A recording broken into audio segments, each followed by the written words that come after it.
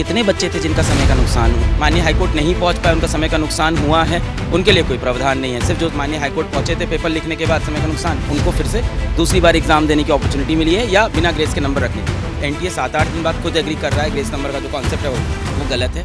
तो एनटीए ने grace number देके बताया तो था नहीं, पकड़ में आया था। तो क्या ऐसी और भी चीज़ें एनटीए करता है जो हमें नहीं पता चलती है। National eligibility cum entrance test 4 जून को इसे नतीजे आया और उसके बाद कई तरह के सवाल खड़े हो गए। सुप्रीम कोर्ट में आज एक अहम फैसला हुआ है। 1563 बच्चे जिन्हें ग्रेस मार्क्स मिले थे उन्हें एनटीए ने रद्द करने की बात कही है। यह भी कहा है कि 23 जून को दोबारा परीक्षाएं करवाई जाएंगी। जो बच्चे चाहते हैं वो उस परीक्षा में बैठ सकते हैं। 30 जून को उसके नतीजे आ जाएंगे और उसके बाद काउंसलिंग की प्रक्रिया शुरू होगी। क्या इससे कोई राहत मिलती हुई नजर आती है और इसके परिणाम क्या होंगे, क्या ग्रेड में कितना बड़ा परिवर्तन आएगा, इसी की चर्चा करने के लिए हमारी टीम, डिजिटल टीम इस वक्त सुप्रीम कोर्ट में ही मौजूद है। याचिकाकर्ता अलख पांडे इस वक्त हमारे साथ हैं। अलख जी, आज जो ग्रेस मार्क को लेकर जो फैसला हुआ है, आप उससे संतुष्ट हैं? कुछ रिलीफ तो है कि अब एनटीए ने आज खुद एग्री कर लिया कि जो ग्रेस नंबर का उन्होंने प्रावधान बनाया था वो गलत है और उसको वो चेंज कर रहे हैं, उन बच्चों का री एग्जाम करेंगे। पर मैं संतुष्ट नहीं हूँ। संतुष्ट मैं इसलिए नहीं हूँ, पहली चीज़ आज एनटीए 7-8 दिन बाद खुद एग्री कर रहा है ग्रेस नंबर का जो कॉन्सेप्ट है वो गलत है। तो एनटीए ने ग्रेस नंबर देके बताया तो था नहीं, पकड़ में आया था। तो क्या ऐसी और भी चीज़ें एनटीए करता है जो हमें नहीं पता चलती है।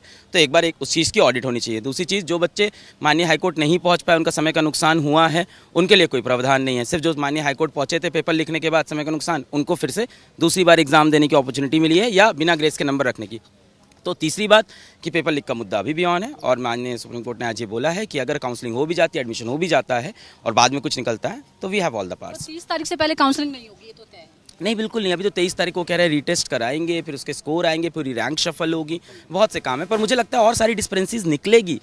ये मुद्दा अभी जब हम लोग उठाए यहाँ तक पहुँचे तो एनटीए ने आज खुद एग्री कर लिया कि हाँ ऐसा है। आज एनटीए डायरेक्टर साहब भी आए थे और वो भी वहीं बैठे हुए थे, पास में थे। तो आज वो खुद एग्री कर रहे हैं ये चीज़ कि हाँ कि हमने ग्रेस नंबर जो दिए वो सही नहीं है। एनटीए ने अगर अपनी मर्जी से इस तरह के ग्रेस मार्क दी जिसकी वजह से हजारों बच्चों को लगा कि उनके साथ अन्याय होगा, आपको लगता है कि कुछ और भी होना चाहिए, सिर्फ गलती मान लेना काफ़ी नहीं है? बहुत कुछ होना चाहिए। पहली चीज़ ये होना चाहिए और कितने बच्चे थे जिनका समय का नुकसान हुआ।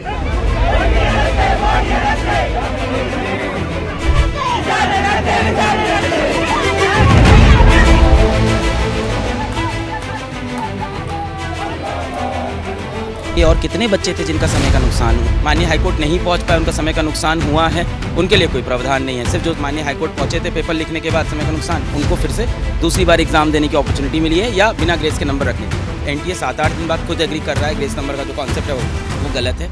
तो एनटीए ने ग्रेस नंबर देके बताया तो था नहीं, पकड़ में आया था। तो क्या ऐसी और भी चीज़ें एनटीए करता है जो हमें नहीं पता चलती है।